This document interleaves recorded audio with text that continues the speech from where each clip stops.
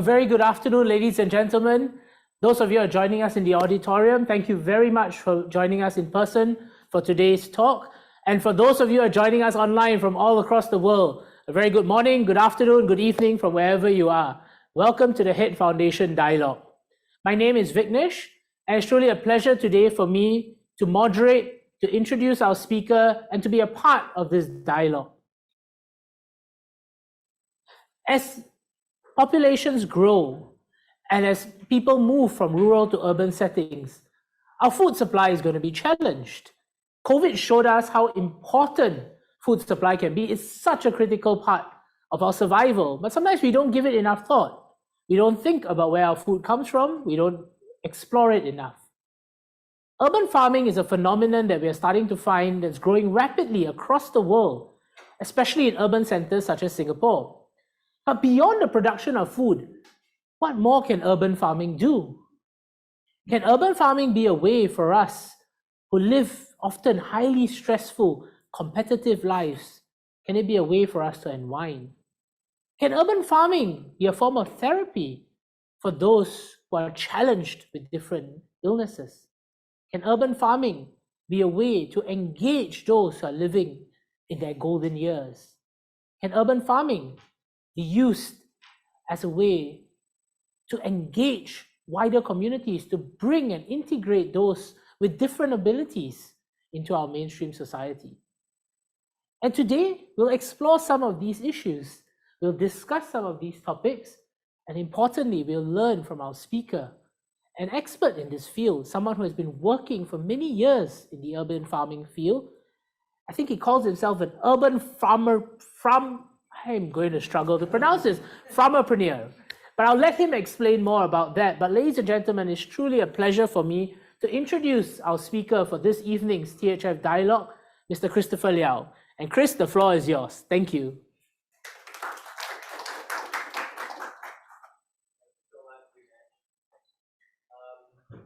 Chris, and today I'm talking a bit about urban farming and how it can help with wellness. A little bit about me. It's a bit of a long story, but I'll cut it short. I was a trained aerospace engineer, turned chef, turned farmer. The most unlikely occupation in Singapore. So I spent the last 10 years or so really trying to understand what makes a healthy food system. So I've explored sustainable farming in all sorts of different enterprises, from vegetables, indoor farming, even livestock, where I hand-milked goats in Ireland. And I came back to Singapore. It's quite difficult to start a farm, but eventually I found that there were people doing this here, and I eventually jumped on the bandwagon, and that has been my career. So what I do for work, my life's mission is really to help educate people about how to grow food, and also connect them through bringing the community together. Okay, so we all know this is happening right now, right? We are facing an aging population. There's going to be there is an increase in critical illnesses with like cancer, heart attacks. There's an increase in mental stress. And we are all also very addicted to technology, and that causes a lot of anxiety. Okay. But there's a solution, right? There's a show on Netflix called Live to 100, The Secrets of a Blue Zone, where the host, Dan Bradler, he travels around the world to places like Okinawa, Greece, and finds out the secret of what makes there's so many people who live to 100 years old. And he found that it comes down to 4 main things. Okay, the first is moving naturally. So doing things by hand, gardening and walking. Gardening, you definitely have to use your hands. It's all about your hands. This is my nephew being forced to harvest rice. But it was a fun experience for him. This is some volunteers who are working on a community garden in a hospital, Kwong Wai Shu Hospital. So literally, they had to remove all the plants, and you can see them touching the soil, which also releases certain pheromones and makes them feel good. There are lots of gardens in Singapore, both by NParks, and this is Woodlands Botanical Garden, run by a volunteer. It's a beautiful, huge garden on a hill with loads and loads of flowers and butterflies. And it's because it's a hill, you would definitely have to walk up and you get a good exercise from it. The second principle is to eat wisely. So a plant-based diet is recommended. You can drink some wine and eat in moderation. So a lot of I'm basically teaching how to grow vegetables, right? So plant-based diet is part of the agenda, right? I grow grapes, and if I didn't make wine, but if I made wine, it wouldn't be much. It'd just be like probably enough for a shot glass. And yeah, everything that is part of this eating healthily, I think it just comes very naturally. The next is having a good outlook, right? You want to be minimally stressed, right? You need to unwind. You need to have something to look forward to. And you see the third one there about purpose. I guess when you're growing something, you have a purpose. You want to harvest that something. Like every day right now, I just planted some cucumbers and I'm watching it every day. I'm like, grow faster, you know? There's just like a goal that you work towards too. And you know, there's something called attention restoration theory, which is a theory that being in natural environments help you to restore your fatigued attention. You know, we have an attention span of the next scroll of a TikTok video, right? So we are so used to that right now. And being in nature helps us to restore that. There's a theory called biophilia by Edward Wilson that says that humans naturally are drawn to natural spaces, right? And that is why when you go into Changi Jewel, you feel this has a biophilic design, and you feel like, wow, this feels very calm, even though I'm in a shopping mall. And this is Capita Spring, the green oasis, where they sort of have like a forested area with beautiful curvilinear lines that again makes you feel this really, really calm, even though it's in a concrete jungle. NParks has conducted 4 research evidence-based studies in the last few years that has shown that people with different sort of mental stresses, people with dementia, people with depression, through gardening, both edibles and not, have shown that they reduce their stress levels. It's shown that they have built stronger resilience, mental resilience, through this gardening process. And so through this, Singapore has actually built many therapeutic gardens to help them ease into these spaces, to help improve their well-being. So the science is proven, okay? A American study on different kinds of jobs showed that people in agriculture, farmers, foresters, are the most joyful people, okay? Banking doesn't come under actually banking is one of the bottom few. So they're the least joyful people. So you can see that these farmers are the happiest, they have the least stress, and they find the most meaning in what they do. And the last of the 4 principles in this show is about connecting, right? Connecting with family, partnering with the right people, and finding your tribe, people who share the same interests as you. In gardening, you have to share for 2 reasons. One is sometimes you just can't physically do things alone. Soil can be very heavy. Digging soil is very tedious and strenuous. You need help. The second thing is if you are a good gardener. Okay, any good gardeners in the room? Anyone? One? Okay. I face this problem where I'm actually afraid of the crops that I'm growing, because now I have too much eggplants, I have too much kale, so I need to share. So the only way you can share and connect with others is gardening is an excuse for you to meet others and share the produce as well. Also, I find that it's a very natural intergenerational activity. Like gardening naturally piques the curiosity of children, young children. They want to know what you're doing, what the worms are for.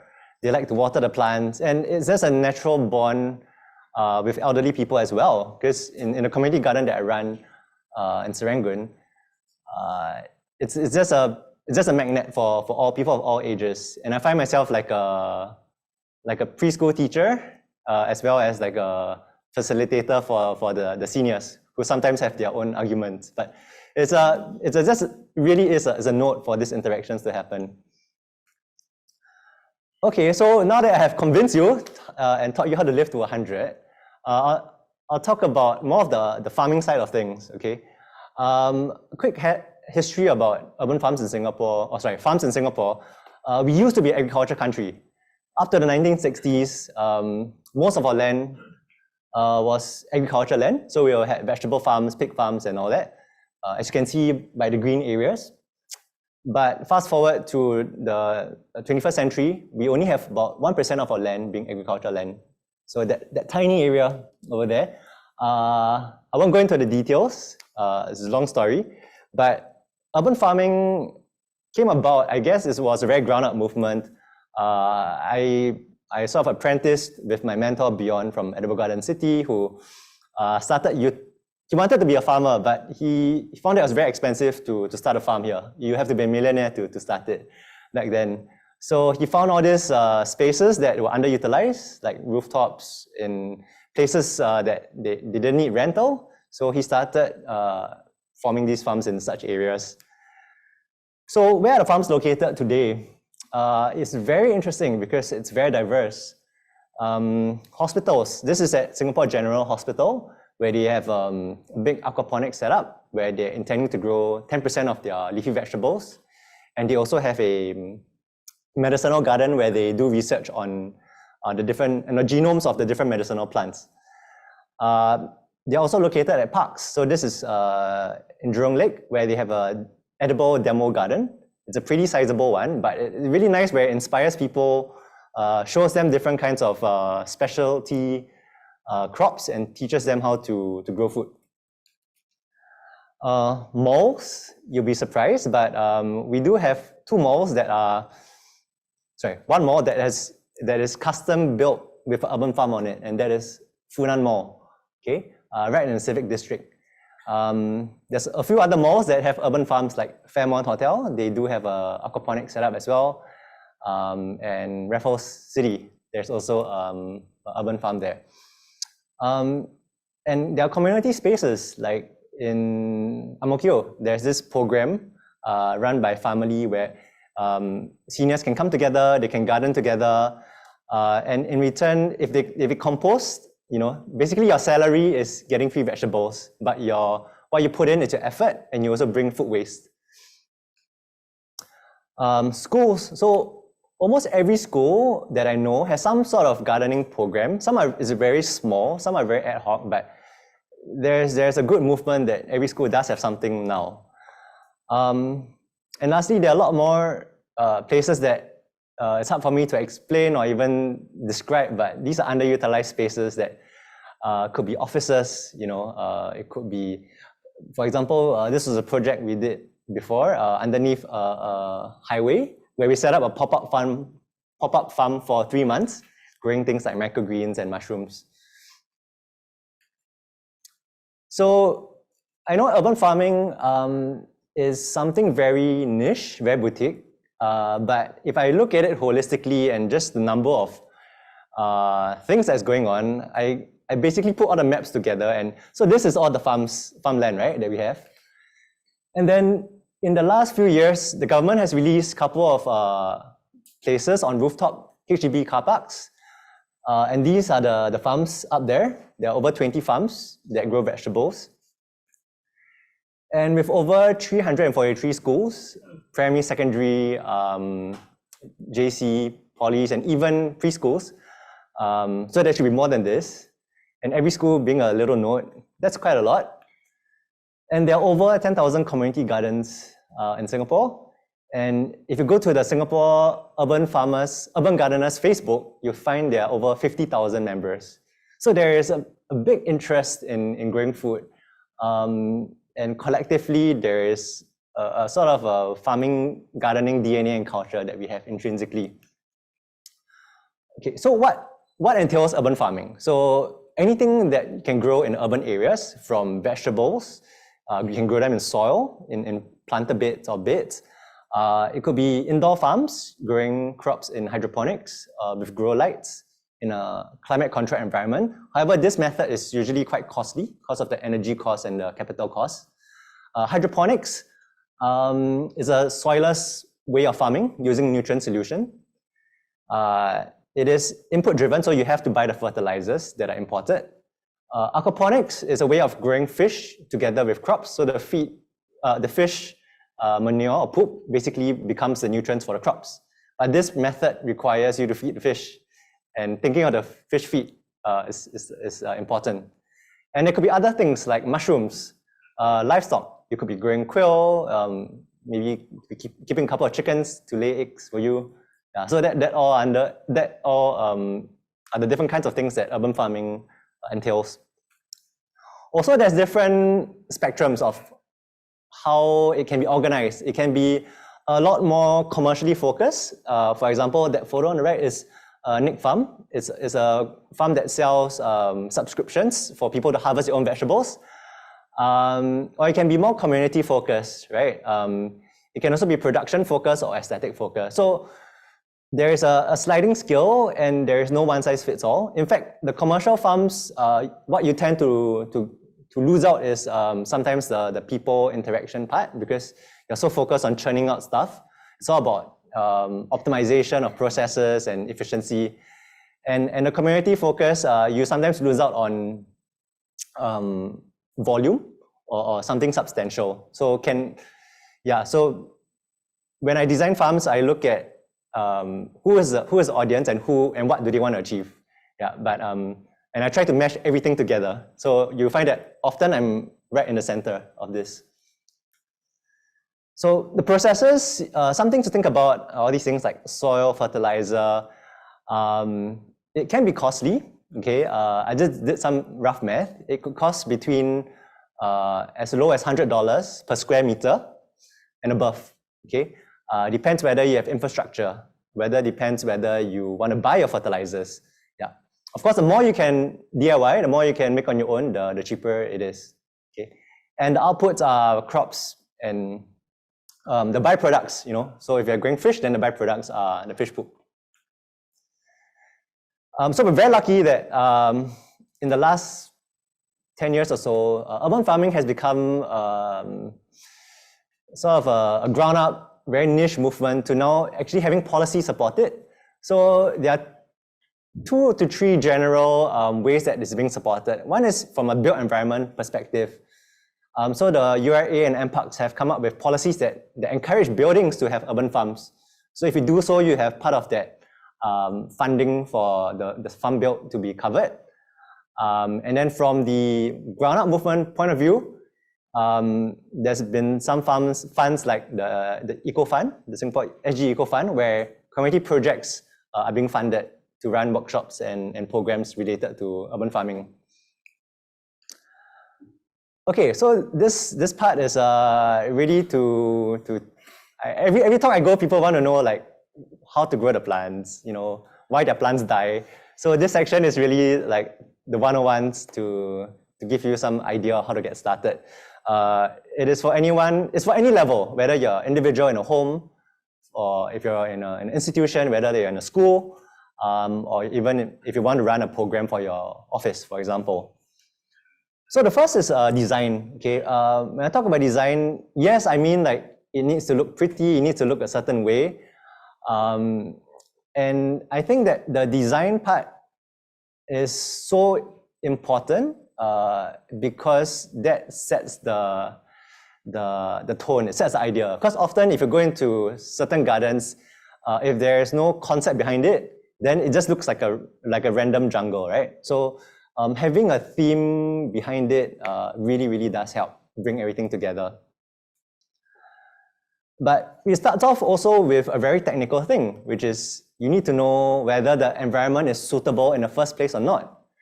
You can have big dreams, but if, let's say, the light availability doesn't suit what you want to grow, then that you can't start a farm, basically, right? So having the right type of light for the right type of plants is important. For edible plants, I recommend if you have at least 6 hours of light, that's really, really good. If you have very, very low light, like 2 hours of light, it's not that you can't, but you'll be a bit of a struggle. What you can grow is limited. Okay, you need to think about access to water supply, because you need to water the plants frequently, and whether there's drainage, because when you water the plants, like the water from the soil leaks out. Okay. The next is something I don't often see, which is a space for rest, a space for community together, a sheltered area that should be part of every urban farm or garden design. Okay. NParks has very generously given a guideline of how to design such gardens, and they even gave like sizes of the shelter that you can have. Things to think about also is like mobility considerations. If you want to have wheelchair, people in wheelchair come and visit your garden, then you can think of having widths of the pavement to fit that. If you want to attract people who need to be on walking aids, then having railings would also help. And then for the actual things, other sort of factors in this design would be, what do you want them to feel? How do you want them to perceive the space, right? One of the things that really get people excited or interested is the aroma. Like when you walk into Starbucks, you smell coffee because they have intentionally designed the space to smell, to have that coffee aroma. So in a similar way, you can put fragrant plants there to give that really, really nice aroma. In terms of visual design, flowers are amazing, and by having like really, really diverse flowers and shapes, right, you create a nice distraction for your eyes. So your eyes have a lot of things to look at, right? But if you overdo it, yes, it can look a bit distracting. Having something to trigger, something more than just looking at stuff, right, is how can you evoke memories? This is especially important for when you're doing like therapeutic gardening, especially working with seniors, because you want to help them to think about, to activate their memories. So, for example, this is sago seeds. When I was young, we used to collect this, and when it came to Valentine's Day, it's like you're laughing because you know the game, right? Like you're supposed to collect. The more you collect to give to the girl you like, it's sort of a sign that you have worked hard for it. So having, for example, plants that have sago seeds would straight away people know, oh, I used to do this when I was young. Yeah. Other things could be related to their cultural memory. If when you grew up, you live in a kampong and you had some of these other trees like tamarind trees, that might evoke your kampong memories and bring back the good old days, that warm fuzzy feelings where chickens are running around freely. Signages are also very important. The trouble if you don't have signs, for people who don't garden, they wouldn't know what it is, right? So this helps people to focus and understand what's going on in your garden. The next part is engagement. So many of the gardens I've built, they may have looked great, but if you don't have this people part, it ultimately becomes soulless, right? So I think that by incorporating a program or engaging with people is sort of the foundation of a successful urban farm or community garden. So we do need to think about what are the outcomes you want to achieve when setting up such a space. It could be to grow food for nutritional needs, to increase social engagement, improve mobility, provide a sense of empowerment, or to provide therapy. So these are the some might find this boring, but these are the typical stuff a gardener does, right? You do a lot of weeding, watering, seeding, harvesting. And the question is whether you look at this as a chore or you look at this as a value add. And in a garden space, I find that I look at all of these, every single activity as a value add, because everything has something to teach us, right? Reading can be very boring and monotonous, and I generally don't like it, but it can also be meditative. So like once I start reading, I cannot stop. I have to finish everything. And this is also used in therapeutic horticulture, where if you have somebody who you need to teach patience, then the task you set him to do is actually reading. Yeah. So it's really about understanding how to utilize each of these tasks. And then the task can go beyond the actual horticulture task. It could be using stuff related to the stuff that you grow, or the equipment that you have. So, for example, you can harvest or extract dye from flowers, and you can paint on paper with this, and that's a great educational activity. Or you can paint on the pots, right? Your favorite puppy or whatnot, okay? You can definitely use the garden as for farm-to-table activities, so both for food, culinary applications, for drinks, mocktails, cocktails. Recently, I grew rice for fun with my family. I don't think many of us in Singapore knows how to grow rice, and it's quite shameful. So this was my first time growing rice, but we harvested it together. We peeled off the husk together, and we got like 10 grams of rice that we cooked, and I think like 5 of us had like 3 grains of rice each or something like that. But that was such a great experience. Money can't buy this experience. So yeah, having such activities really brought the family together. And I actually got a lot of questions before this about how do I integrate farming with a school program. So I think it can be tiered in different ways. One can be just a very experiential thing. You can go visit a farm. You can just give a child a little bit of exposure by immersing them in environment. And then you can build the level of confidence and empowerment. You can have it as an activity where more motivated students can be part of this journey, growing something from scratch, harvesting it, and then utilizing it. We just need to be careful because I know schools as like an institution, so you want everybody to go through the process, but gardening and farming is something that is very personal. It's very hard to force somebody to be interested to cultivate something with love and care. And so sometimes by forcing them to do it, they might not like it, and they might actually not want to do it in the future. And of course, if you can integrate it with your actual curriculum, like biology, geography, the garden is a great holding space for you to do that. Okay. So I covered some parts of the engagement, but there's also this whole entire realm of horticulture therapy. There are 3 levels in this, starting with the social horticulture, which is having a very social way of gardening together through a program that you naturally get the well-being effects by having mental, physical well-being and creating social engagement, but not in such a formalized manner. Okay. The second level is a bit more serious. It's similar to social horticulture, just that there is an outcome that you're looking for, and there's a facilitator that assists with this program. So it could be, let's say I have 10 of you in my class, and maybe you will actually need a bit of improvement in your motor skills. So I will craft certain programs. I'll say maybe all of you, okay, everybody does reading for the next 1 month because that will improve your motor skills. Yeah. And this can also be for cognitive skills, where the facilitator can ask or prompt certain questions to make you observe certain things. You might be, okay, look at this plant.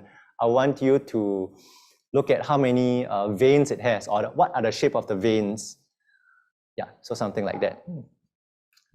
And the most serious of this tier is the horticultural therapy, where you're actually providing real therapy where you can have a clinical therapist come in and work with the program to help you eventually meet the goals and improve your situation. Okay. Yeah, so ultimately I've found that gardening, farming is the key to, or the success of engagement, right? Like especially with, actually with any programs, is you need a champion who really has a heart for it, because all the tasks of gardening can be quite taxing. So, so you need to firstly have the interest in gardening, but you also need to be able to facilitate people in these programs. Okay, the most important one, I know that half of you are dying to get the tips from this section. Okay, what do I cultivate? There are three things that I want you to think about. The first is what grows well in your environment. Okay, I know we tend to grow the next thing that we see in the nursery, that we're like, oh, this is like really nice plant, I want to try it. The bad news is that a lot of plants in the nursery are imported from countries that are not our climate. So they might be from a cooler climate and they don't survive very well here. So you buy the plant, you buy the strawberry, for example, and then it dies within a month or so. And then you get discouraged and you think you're really horrible at gardening, and then you quit gardening. So it helps to know what grows well by doing a little bit of research. And then that you can start to build a confidence from it. You can start the boring stuff first. Start with the sweet potato leaves and kangkong. And then once you're sick of it, then you can go to the next level and try the more difficult things. The second thing I encourage is what serves your function. Eventually, after you grow something because you thought you're inspired by it, you eventually might get bored of it. So it helps to tie this together. And the third is, eventually when you reach from black thumbs and you reach a green thumb level, and you gain a lot of confidence, you can grow what inspires you and what challenges you. Yeah, so that keeps you excited. Okay, I've gone through the whole journey of doing the opposite of all of these. Spent a lot of money, so I am now I made a mistake, so you don't have to do it. So yeah, remember, start with boring and then build your confidence and build your way up. Okay, so I like to grow flowers, and even though flowers, there are some edible flowers like marigold and cosmos, which are great for dishes as they add a really nice touch to it, makes it like elevate its value. But I think growing non-edibles as well, like ornamentals, are great for a garden because a lot of the ornamental plants are very low maintenance, and they also serve the additional benefit of attracting pollinators. And then you have your regular leafy vegetables like your bok choys and your water spinach or your kangkongs. These have a very short growing cycle, so about 1.5 months. So this is a good thing for you to gain confidence on, because you can have a high turnover on this, so you can meet your goals easily. You can grow medicinal or culinary herbs, things like mint, lemon balm, and the thing about these guys is you have to harvest them regularly. They need a haircut regularly because they tend to get very unruly. Okay. And then as you progress again, actually everything is like tiered, also in terms of confidence. You can progress to fruiting vegetables, things like your lady's finger, your eggplants, your pumpkins. The thing about these guys is that they are hungry feeders, so you need a bit more food. You need to give them more fertilizer, more care. They also tend to attract more pests, which means more maintenance, more effort. And fruits like tomatoes, papayas, passion fruits. So the good news is that in the tropics, many of these fruits grow very easily without much maintenance or much effort. Okay, and something to think about is when you're feeding your plants, you can buy fertilizers, or you can make your own fertilizers. You can make your own compost using food scraps, vegetables, dried leaves, fruits. If you have worms, regular worms, you can collect the vermicast, the poop from there, and that becomes great fertilizer as well. If you have chickens or quail, you can collect their manure as fertilizer as well. Okay, so practical considerations.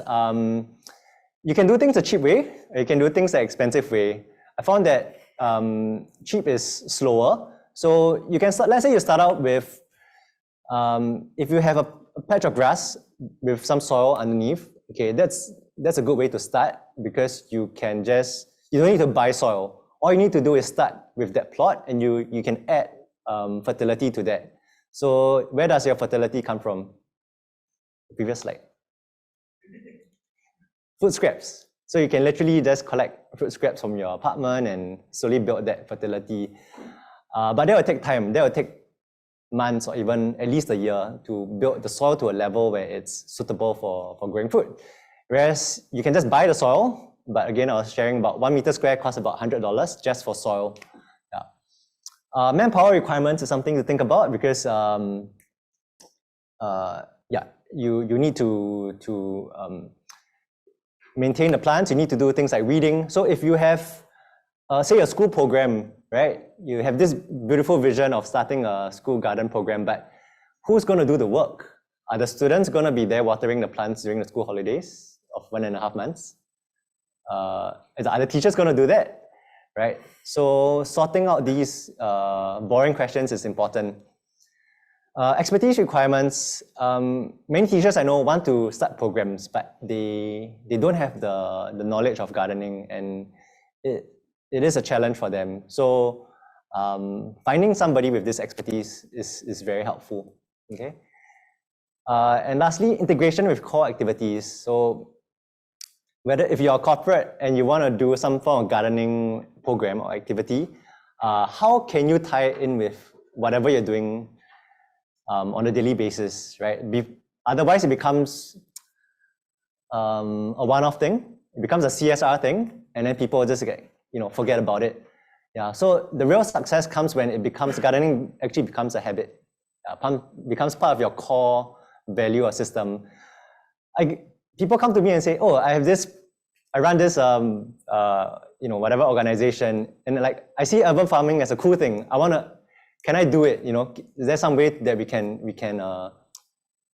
incorporate this?" But it just comes off because it's a trendy thing. But often the fundamental question of how can it add value to my staff or my organization from a personal, deeper level is not answered. And when that is not answered, usually this just becomes a very one-off project. Okay, so I'll just share a couple of case studies with you. One is a rooftop farm that is sort of slightly commercial, but it's a very, very functional farm, and it is also something that I think brings a lot of therapeutic value to the people who visit the garden. So this is Capital Springs in the Civic District, not too far from here actually. It's the world's highest rooftop farm. It's actually an office building. And how it works is there's a restaurant group, like literally right beside here, that works together with the farm. So all the produce that the farm grows goes to the restaurant. And this farm is about 500 square meters. And if you look at the design, it's like there are different tiers, there are different islands with planters. And as you go through this journey, there's a lot of layers. So everything here is grown in a food forest concept. And there's a lot of flowers, fruit trees. So there's a diversity of things, vegetables and stuff like that.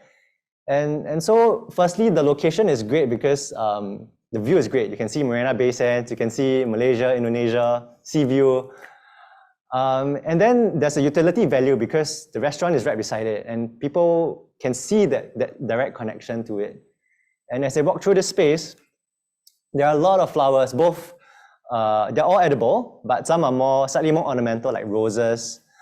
And a lot of native crops as well that also serve an aesthetic purpose. Like this is Malabar spinach that grows like crazy that, people tend to be afraid of it because it grows too well. But yeah, everybody who visits this, it inspires people because of its aesthetic value. Some of them have said, oh, it looks better than botanic gardens. And that's great because even if you know nothing about gardening or farming, when you see this in action, you go back, you're like, I want to try garden, I want to try farming. Yeah, so that's the value of good design. And the second project is actually done by Ground Up Initiative and SUTD, the university, where they worked with a community in the East, to the residents of this community, to co-create this farm called Pelatong Art Farm. Everything that you see is co-designed and co-built by them. So they went through a participatory design session where each of them were asked what they envision the farm to be like, what they want to use it for, what are their interests, how do they want to design it. And then Ground Up Initiative are the partners who have great expertise in building planter beds with recycled wood, and they help to facilitate the process. So everybody built everything together from scratch. They drilled, they sawed, they carried all the soil and built every single part of it together. You can see, it's intergenerational from old to young to old. And today this program has expanded. Even though there was a facilitator here, which was SUTD and GUI, the project was handed over to the community. And today they're running it on their own. They're growing so much food. They've expanded the garden, and it has become its own living, thriving organism. Yeah. So truly the beauty is in doing things together, and from the get-go, from the design process,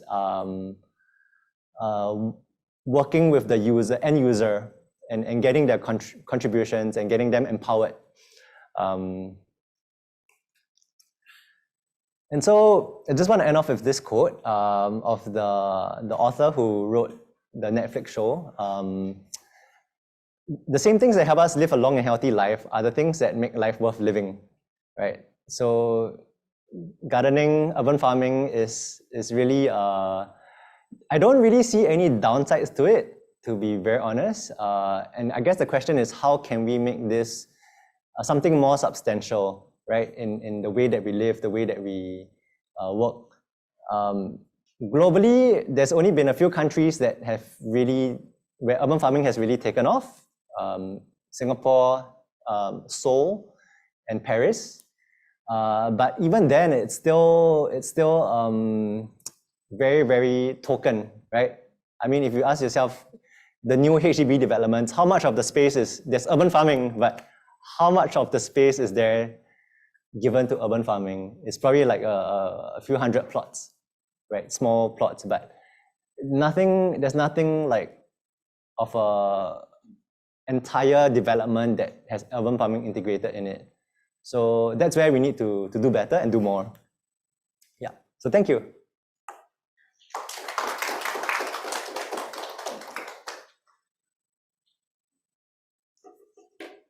Thank you. Excuse me. Thank you very much, Chris. Ladies and gentlemen, we now move to the well, for me at least, now you get to see my beautiful face. The Q&A part of today's conversation. And I would like to invite those of you who are joining us on Zoom. I have an iPad over here, so I'll be able to ask some of the questions on your behalf. So please do feed your questions into the Q&A option on the iPad. And for the ladies and gentlemen in the room, please do raise your hands. Excuse me, I have a very bad throat. Those on this side, there's a microphone. Try to use the mic stand. Alternatively, we also have some colleagues and a colleague's son passing some microphones around. So, ladies and gentlemen, please use the mic when you want to ask a question. No, we can't, because we need it to go on Zoom. So we unfortunately need you to use a mic. So please do. Sir, why don't you ask the first question? I would like to do on the bigger scale. Is it possible we can go to Malaysia to do on the commercial scale? Urban farming. Could you give a bit more background? Like, what's stopping you from doing that? What's stopping you from opening? You're alone, nobody. Okay. Go, I scare cobras. So, just as a very, very general rule of thumb, for like, if you're growing crops for your livelihood, you literally need to survive off it. General rule of thumb is about 2 hectares, which is about 20,000 square meters. Anything smaller will be a bit trickier. But I think you're more or less talking about farming already, right? You're not so much talking about like urban farming or yeah. So that's It's something you really need to consider, and it's a hard game. Like farming for livelihood, for income is a really hard game. Alternatively, how do all these smaller urban farms survive, right? They're much smaller, so usually they have a diversified economic model. So workshops, educational tours is one of them. Agrotourism is also important, right? Whether they have a cafe or something like that. That brings in, it's easier to sell a tour than to grow, sell 1 kilo of vegetables. Yeah, so that's, in short, I would say you really need to do your numbers, whether the unit economics work out before you even start. And cost of inputs and all that are rising. So yes, you need to really figure out that whether there's a market fit.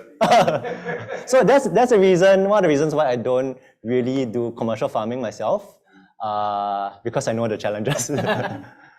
I think, let me ask you a question on that point, Chris, that you're talking about urban farming as multiple revenue streams, right? Predominantly, urban farms, I don't think produce sufficient to sustain themselves from a commercial perspective. But Singapore has a 30 by 30 ambition. How do you see urban farms playing a significant role? Or how would you see Singapore working towards its 30 by 30? Yeah, so I think the realization that the commercial farming sector is struggling is something that the farmers are aware of. So a lot of the high-tech farms are finding it too costly to operate, or their produce isn't sold. So truth is, it'll be difficult to do that. But then there's a growing renaissance in urban farming where everyone's like, hey, I could grow a little bit, and then that sort of adds to it. So the truth is, we're not going to hit the numbers from a yield perspective, but we are getting that, I wouldn't say, wokeness, right? Basically, people are getting a lot more knowledgeable, and they understand the value of it from a multi-dimensional point of view. And I think that's more powerful than, because the truth is, currently we don't have a food security problem right now. Yeah. It's only if something happens, then we have that problem. Yeah. And I think that fits in a lot with the current conversations, with the budget, the debate on our expenditure and defense, right? Because we think about all the hardware, but a big part, and I think it was just said by the minister today, we don't have a backstop, right? So Singapore has to protect itself, Singapore has to defend. And part of that is obviously food security, right? COVID has shown us, and I think that's why urban farming, maybe there's a secondary layer where even as we think of nation building, urban farming has a role to play, because we then realize that as individuals, as small groups, as communities, collectives, we can produce a little bit to sustain ourselves, to sustain our family, our friends, our neighbors. And that builds a sense of community and maybe helps to feed into this national sense of total defense, of protection. That's just a quick thought that I had, but ladies and gentlemen, please feel free. We have more questions from the floor. I think there's a gentleman over there, and then we'll come to you, sir. We'll let that gentleman go first. Yes. Good evening, Christopher. And my name is Martin Franklin. Currently, I'm setting up a company. Our team working on this product called indoor vertical aquaponic. From the name itself already explained. So our target is bringing growing food indoor, your own food indoor. So from your experience, and can you share something or any challenges beside the feeding part, right? Of having aquaponic, especially indoor. Thank you. So aquaponics is the beauty of aquaponics is that if you can solve the feed problem, then it's quite stable, because you just need to supplement the fish feed a little bit with like iron, but the main challenge is indoors, which is very, very costly. So if you're doing it more of, a lot of the indoor stuff that I've experienced is, if it's done more on a hobbyist level, it's okay. If you're growing vegetables, educational, schools have budgets, and that's a good idea for schools because that's something different. It helps them to understand that, if you don't have light, you can grow indoors. From a commercial perspective, it will be how do you maintain the consistency of both fish and vegetables. When you need to harvest all your vegetables, what happens to the fish? For example, the rooftop aquaponics farm, they don't harvest the fish. So the fish is purely there for the nutrient cycling. Yeah, so that is a challenge. So you have a question? Yes. My question is that if we do not look at the commercial aspect of this urban farming, we look at it as a lifestyle issue. Because I look at my estate, there's a lot of retirees, especially men. They have nothing to do. I think they are more. I think they spend most of their time drinking beer, sitting around table, arguing with each other. I'm not saying that this is bad, you know. But this urban farming could be something interesting to do. I have a friend, colleague, ex-father. Actually, he retired to Thailand, bought a piece of land, but not possible to buy a piece of land in Singapore. I wonder this urban farming could be a kind of a solution to our lifestyle issue. You mean? Because I think they have nothing to do. They mostly they sit around table doing beer. Yeah, you make me feel so feel really happy, because that's what I observed, and we've actually done programs with specifically elderly male who do nothing but go to the coffee shop and drink beer. So we worked with something like elderly care center, and we've seen the improvement throughout this program. They have started to at first they're also very individualistic, and my strong ego, I do my own thing. Throughout the program, they started to work together, lower their ego, gotten an interest in cultivating crops and other plants, and by the end of it, they wanted to do more with the gardening. So the answer is yes. The question is, how do we do it from a strategic or from a larger point of view, right? So first, the physical infrastructure needs to be there. There needs to be enough of these spaces that is thought about and designed properly from the ground up, from first principles. We can, and what I have been doing with other farms as well, is they have been converting existing spaces to urban farms. However, I think there's a bit of a limit to that, because you do want to design a space holistically. So you might have to, sometimes you may have to climb the ledge, or someone had a question, whether can we turn all the trees or the streetscapes in Singapore to grow food? You could, but then, do you actually want to walk in a narrow divider of where the cars are zooming by? So there's a lot of like practical comfort considerations, safety considerations as well. So answer is yes, and I think we need to start somewhere. So we need the physical spaces, and then we need to get them interested, right? So there needs to be like more people who show them that this can be done, and then slowly lure them in to be involved. Yeah. No, I think on a very personal note, I can attest to what the gentleman has said.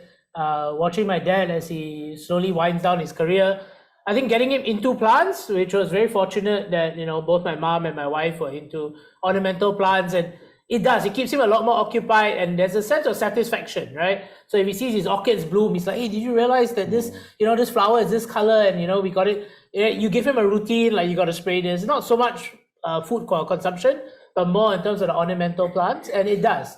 I think it's important because that interaction with nature gives them, I think, especially for men who have dedicated their lives to their careers, maybe it helps them reconnect. And I think there's a lot of that also about the memories, the growing up. As you age, you want to also reflect and recall your growing up years, and that's a way also to keep your mind active, try to stave off things like dementia and Alzheimer's from kicking in too soon, right? So I think certainly that's a great benefit that we can get from urban farming. But I want to come back to the point that you did raise, Chris, about bringing in the design of urban farms from the get-go, from scratch. How is that going in Singapore? For the current designs, from what I know with like HDBs, because their priority is about churning out volume to ensure that people have places to stay, because Singaporeans, we are quite worried about that, right? So unfortunately, urban farming is more of a token thing. It's not a priority, right? So for the current generation of HDBs, that's not in the game plan yet. So therefore, we need to do a bit more, and therefore, working or like encouraging the next generation of architects, the students right now Right. in architecture and landscape architecture. Hopefully that can then evolve the next generation of buildings to involve this in a more holistic level. Also, a very practical thing, our buildings for comfort, right? We are positioned so that we are not facing sunlight. Because if not, our living rooms will be too hot. But then for edible plants, we need the sun. So it's a bit of a contradiction. And a lot of the spaces that are available with the sun is like where your aircon vent is, or where you hang your clothes, which is like a really uncomfortable position to grow crops. How about things like aircon vents, right? A lot of these commercial buildings have the large aircon compressors. Can that be beneficial to urban farming? The warm air that's being generated, is there a use to it? Not really. Right. Yeah, it's a simple, really too warm. So the over warmness, I think plants will struggle at the additional heat. Yeah. I'm learning something new, but do we have any more? I have a couple of interesting questions, but I think we'll take the question from ma'am in front. Sorry, can I just ask a quick question?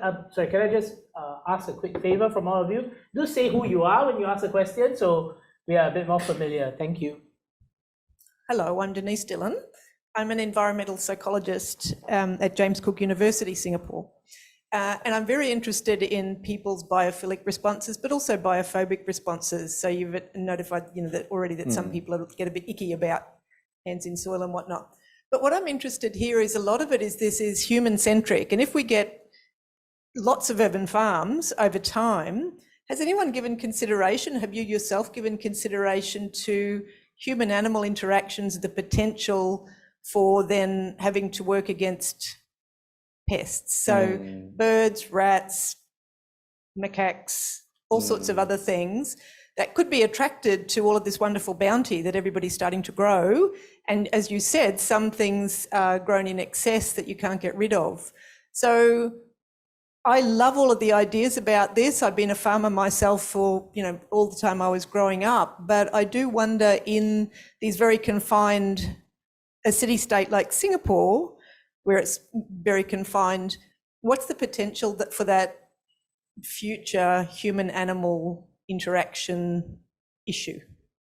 Yeah, I don't know. The short answer is I don't know, but I think there's 2 points. One is an example for Woodlands Botanical Garden, which is extremely designed for pollinators. So there's so much butterflies. Have you been there, or are you aware of that place? The Woodlands one, no, yet not. Yeah. So he designed most of the plants to be host plants for certain butterflies, which means that there's also a lot of caterpillars, which means that half the time you see your plants being completely ravaged by caterpillars. But that's part of the overall design. So over time, because people get to see the cycle of the butterflies come, they eventually become firstly educated about it, and then they appreciate it. So they don't go, oh my gosh, there's so many caterpillars. Yeah, so that is one sort of success case study where it can become, people can learn to live with that. But we have already had cases of people being bitten by otters, for instance, and people wanting to approach too closely, and then having issues with that, the wild boars, and I'm not wanting to be alarmist, but if we have more of this human-oriented activity and we forget about the animal-oriented life that's around us, it could become problematic. And I think that kind of future planning needs to be engaged now. So when you're talking to architects, maybe think about animal proofing or those sorts of things. Well, sometimes you don't need to animal proof. And well, my neighbor and us, we have papaya trees that have grown too tall for us to harvest. So we found a pair of hornbills that keep on coming to eat them. So it's a really beautiful picture, but I get very afraid. Their beaks are really big. So when they're eating, we stay in the house. And when they're done, they leave. We never.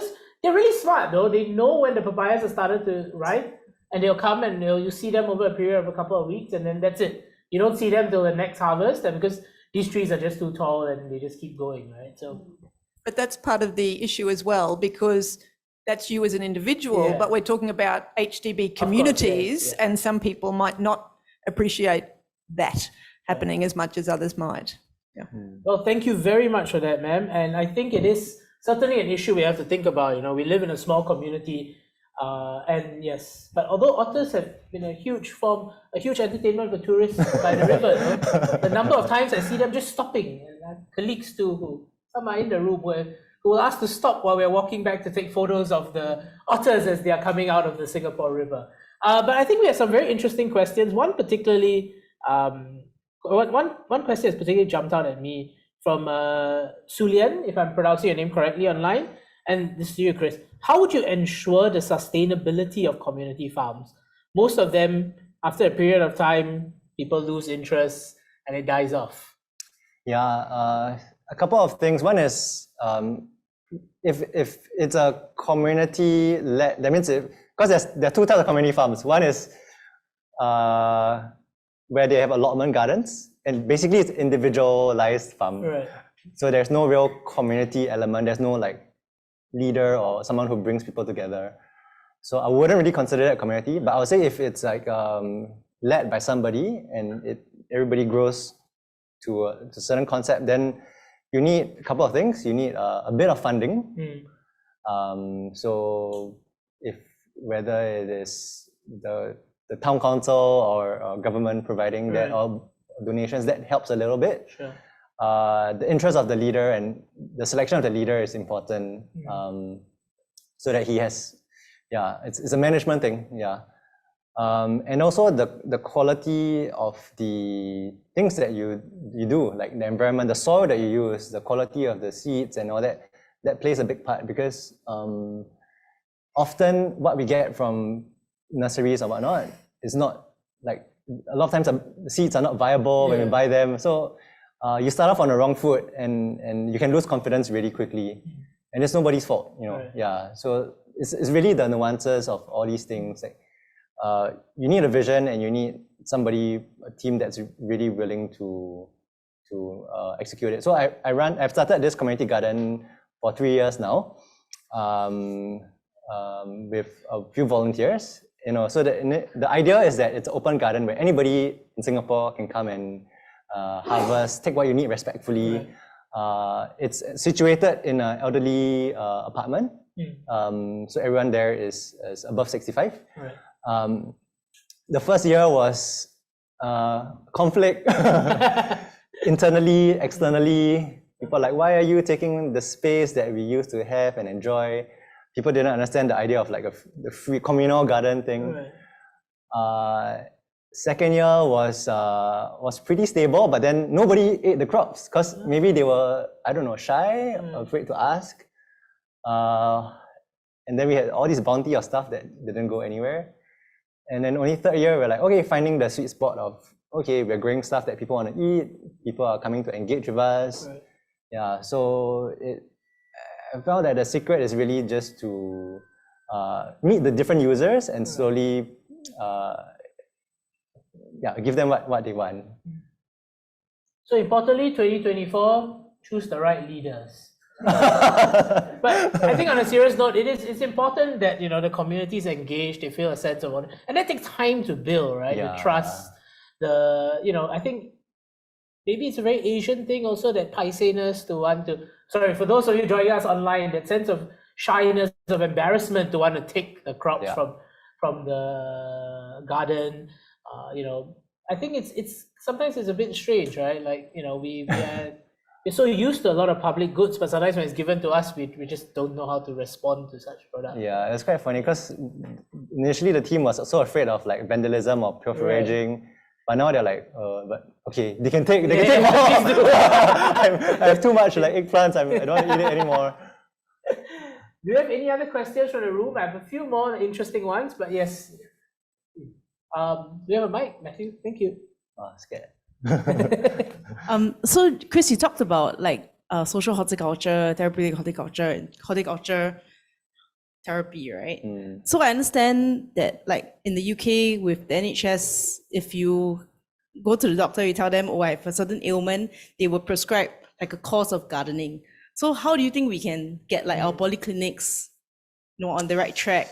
Because I do think that's quite quite revolutionary. I think that's very helpful. And you as a leader, I think one of the industry leaders, I think we need to get that going about how can we do that? How can we get our doctors to say, oh, you are starting to be forgetful. Maybe you should go gardening.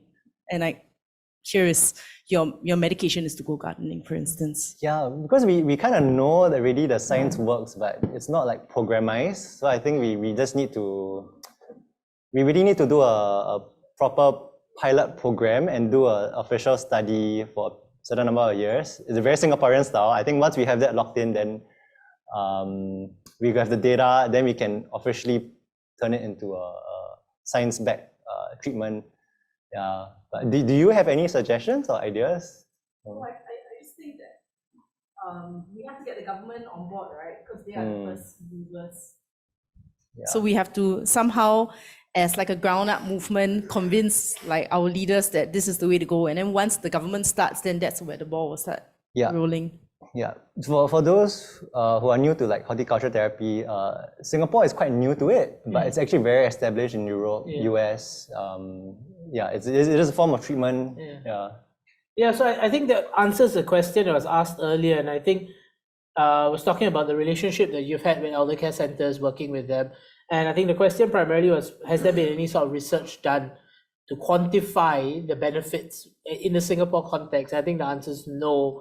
Have we done that? Yes. MPAX has done 4 studies with NUS. So they mainly tested like biomarkers of how both the physiological biomarkers of like stress reduction, but they also have done interviews and asked how they felt, their well-being improvements.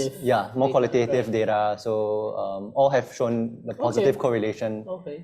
So that kind of answers to Sarah's earlier point, right? So the data is out there, but now how do we make that transition, I guess, from a policy standpoint, where doctors now feel comfortable encouraging, I hate to use the word prescribing, but that's really what we want, right? To almost tell them, look, you have certain challenges, certain illnesses, why don't you explore urban farming and go to weeding. Right? And I mean, most of our hospitals do have urban farms in them. Quite a number of them do, if I'm not mistaken.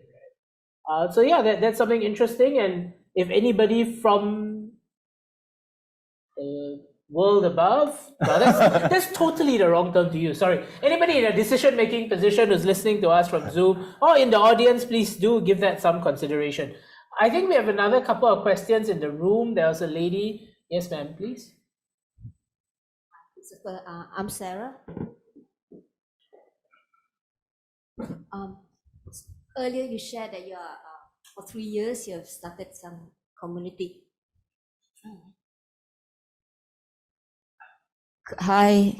Community gardening. Okay, I'm in the midst of joining that. So it's been a year or so. There's only one frustration. It is such an enjoyment, and then making new friends and all that. But one major frustration is that how do you deal with theft? Like, it's not from the public because this community gardening is gated and locked and all that. About 40 of us are in there with a small plot, sharing the whole plot. But there's stealing from inside. That means, in midday, some things would just, a fruit or a vegetable would just disappear, get plucked up. A radish just got plucked up yesterday. Like someone grew that. So how do you deal with inside job type? The obvious is to fix up the camera and all that, but we were told not allowed because in the end it's a public place, although we pay an annual fee. So we are at confused as what to do now. That's why I designed my garden to be theft-proof. You can take what you want. Then you don't have that psychological fear. But okay, my best recommendation is actually getting all 40 people together and saying, hey, there's been this issue and we don't want to put a CCTV and go down that nasty route of catching somebody. So can we do it the democratic way and please don't take each other. Just have a conversation, right? If you need a plant, we can share, I can give you a cutting. but yeah, why don't we have this conversation? Yeah, but that's my style, a bit like social. Otherwise That'd be ideal. we have to police it and put, so that's a bit nasty if you want to go down that route. Yeah, the heads got to come together, right? Everyone's head. Just that everyone's so busy. Most of them are busy, so we can't get that meeting going, and then things just get stolen every few weeks. So maybe technology can address some of that, WhatsApp groups, that kind of discussion where everyone's around. I mean, sometimes I feel that, community gardens are about building communities, and, these things do happen, right? Maybe the person just really wanted a radish or was like really, really hungry at that point. But, sometimes it can be very frustrating. I think if you're on the other end, I've had some experiences, well, my wife more with community gardens, and it can be very frustrating, I think, if you are on the receiving end of it. But sometimes I guess you do this not for any other reason, but for the fun of growing. And if someone enjoys what you have grown, then that's, I guess the greatest praise, right? They love it so much that they had to eat it right there and then. I cannot imagine eating a raw radish, but yes. Do we have other interesting questions and comments from the room? Yes, ma'am. Could we get a mic to the lady at the front, please?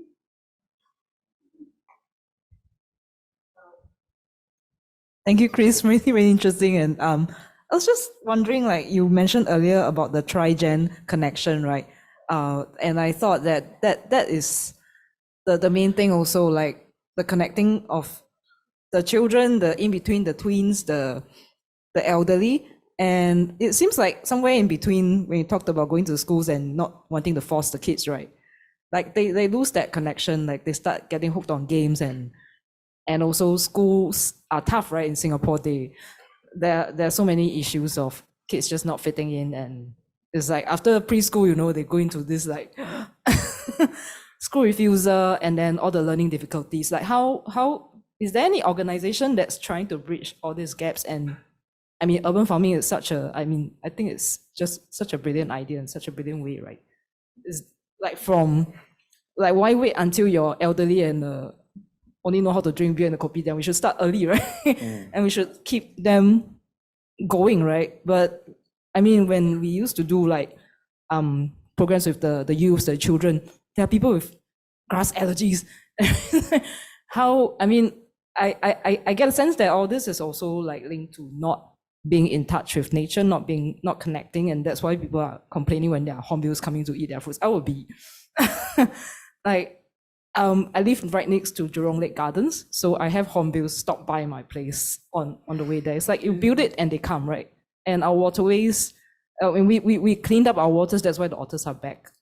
But I mean, as a whole, I think there's that huge gap between like policy and like our BTOs. Like I think what's changed over the years is that they don't get sun, and it's just very closeted, and everybody has their privacy, but they don't get that. It's like building in the other way when we're trying so hard as urban farmers or community gardens to bridge that gap. But if we want to bridge that gap, is there anyone who is actually doing that? I mean, other than the government, and there's ground up initiative and all that. But thank you very much. I think there are a few points there. I always thought grass allergy was just what you made up when you had to go for national service, because almost everyone in my unit had grass allergy, especially when you go outfield. But I think to your point, ma'am, I do not know, are there Singaporean organizations that use urban farming for young kids, especially those maybe marginalized, at risk, those who are struggling to fit into school systems, as a form of therapy, as a form of integration, as a enrichment? Are you aware of that? Yeah. There's one example, this organization called the Three Pumpkins. They sort of have a center for sort of at-risk young children. Right. And then they started a permaculture garden. So they got the kids into, similar to that, like build this whole thing themselves, and they run it, they manage it. And then it gives them confidence. So, and they managed to do that through, I believe they also try to get a grant for that space. That used to be an abandoned community garden. And then they managed to get approval to use that space and turn it around. So that's one good example, but there's many groups actually doing this, like schools, many schools have some sort of program, like I mentioned. And Ground Up Initiative has a volunteer program called Balik Kampung. So they sort of, it's an intergenerational volunteer session where everybody gets to farm together and eat together. So yeah, there are good spots. In Edible Garden City as well. It's just that maybe in the heartlands, I don't know, there's still that distrust, like who took my radish, and you see all the gardens in my area, they're all locked up except the Jurong Lake one.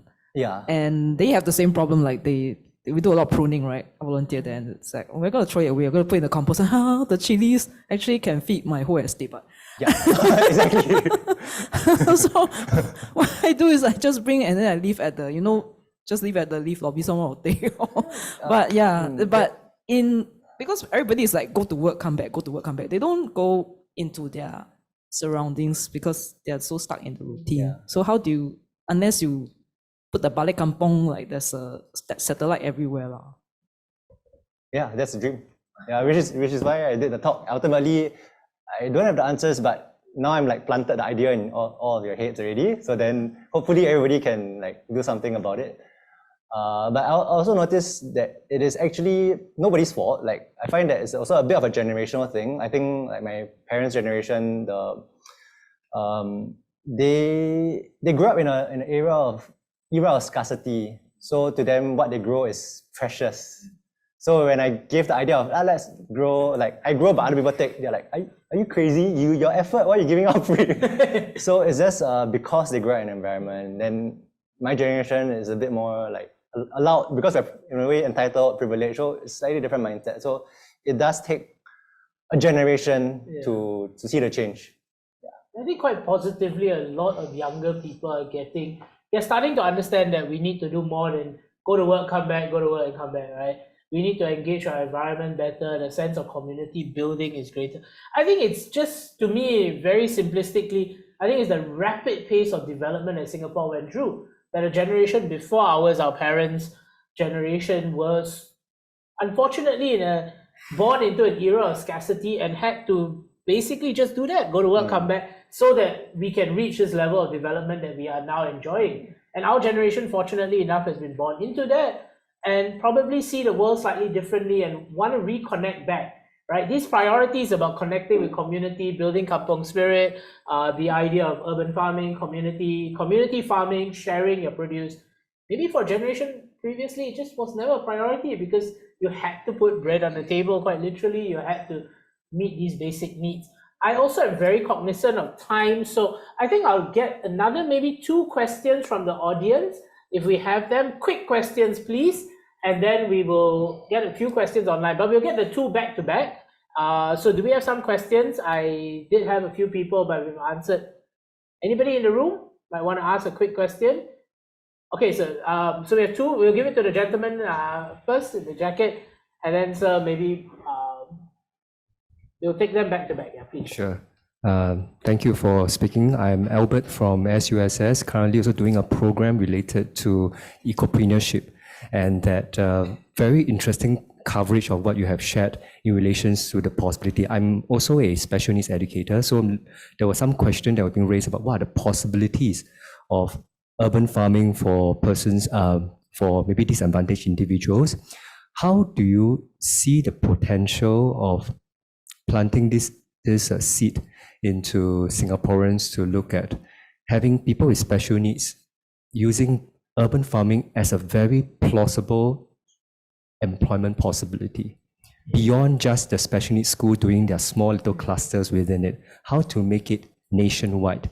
So we'd love to hear your opinion, although you may not be in this space, but I think your opinion really will resonate with the general population. Thank you very much.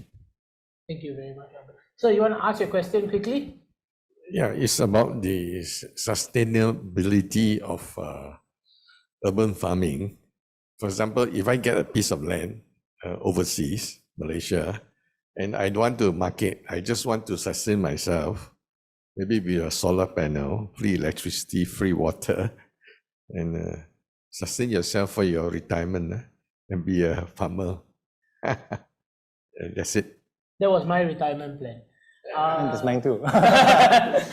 We'll buy plots next to each other. Yeah, sounds good. Sounds good. Barter trade. Okay, sounds good. I just plan to grow only durians, so I hope you like that. Oh, yeah, I love it. But I think to Albert's question, right, is urban farming a way that you see we can bring people with different abilities, find them meaningful employment? Yes, there's a few actual case studies that have succeeded. Edible Garden City does hire people with autism. Mushroom Buddies that grows mushrooms hires people with Down syndrome. The answer is yes, but because farming is such a difficult industry to be viable commercially, some of these enterprises make it work because they have found a very good product market fit.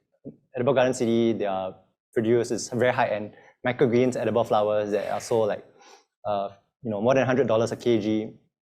They managed to find that fit, but I'll be honest, I'm not sure if there's enough viable businesses in urban farming to match the number of people with these special needs to make it completely commercially viable. Though there's an opportunity if the market decides to support this as a movement. So let's say instead of buying from supermarket, there's an urban farmer in the community and I support these groups of people.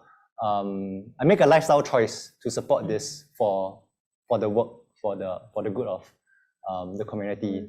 Then I think it is possible. Yeah. Yes, but otherwise, other than employment, I do think that it's still like a really good thing that they are gaining skills, gaining confidence, doing this as a home activity. That I definitely see the benefits. I think a lot of times it's storytelling, right? There's so many places where we go and dine at today where the narrative about where your food comes from. And if you go to a restaurant and you're paying a bit more for your greens because it gave employment opportunities to people with different abilities, or even if we did that at NTUC. I honestly believe that the vast majority of us living in this country are so fortunate, we'll probably not mind paying that small difference, right? Because we know that, but we have to be certain that that money is going back to help the community and not padding the profits of some big multinational. But ladies and gentlemen, I think very unfortunately, we're coming to the end of today's very, very engaging dialogue. I think it's been really we've been very fortunate to have Chris share his experiences with us. And I think very importantly also the audience, right? We engaged, we learned more, and I think we've planted the seed to really start thinking more deeply about how urban farming can have a transformative effect on our society, right? On us as individuals, on our behavior, on our mental well-being, which is so challenged, on the therapies it can help those who are battling different illnesses every day, and how it can be a source of building communities. Maybe something we have lost in the decades of rapid growth. How do we go back to building our strong community bonds? And as a form of building a national identity that will hold us together, even in challenging times. Well, ladies and gentlemen, I'm really, really so grateful to have Christopher join us today. And please join me in thanking Chris quickly before I introduce. Thank you. Well, ladies and gentlemen, moving and building on the conversations about wellness, about food security, about farming, we're going to have a book launch. This is on the 27th of March. The timing's a little bit different, but we are very fortunate to have a very distinguished panel of academics who have written extensively on food security issues in the region, and they'll be launching their book. So do join us. There were QR codes outside. Unfortunately, due to some tech glitches, we couldn't flash it, but there are QR codes down outside. This is going to be an online session. Please do join us. Join us online, and I hope this is a chance for you to engage further with the HEAD Foundation. But if not, ladies and gentlemen, thank you so very much for those of you who joined us in the room, for those who are joining us online. Thank you very much for being part of the HEAD Foundation dialogue. Good evening.